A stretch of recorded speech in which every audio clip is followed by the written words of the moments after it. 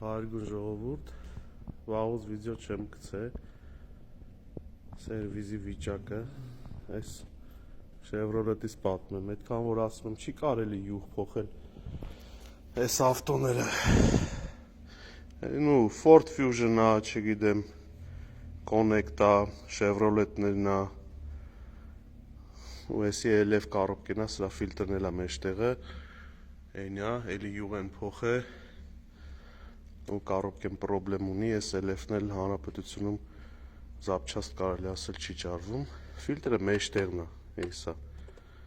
կառոպկեն 2.5 ես անում, որ կարողանաս հասնես ֆիլտրին, տես տանում եք են սիրու յուղման կետերը յուղ են փոխում, իրանք իրենց փողն աշխատում են, դուք կառոպկեքը բերում եք, մենք սարքենք, եկա հոպրը նայեք ոնց է ջարդը յուղը, տես փոխելու շնորհիվ ճնշումը ընգել է,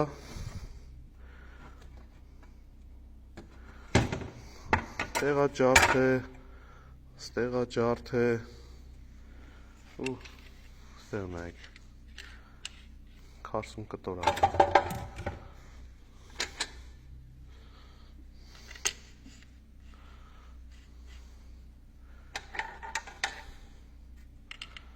հələ մնացածն էլ չեմ նայ,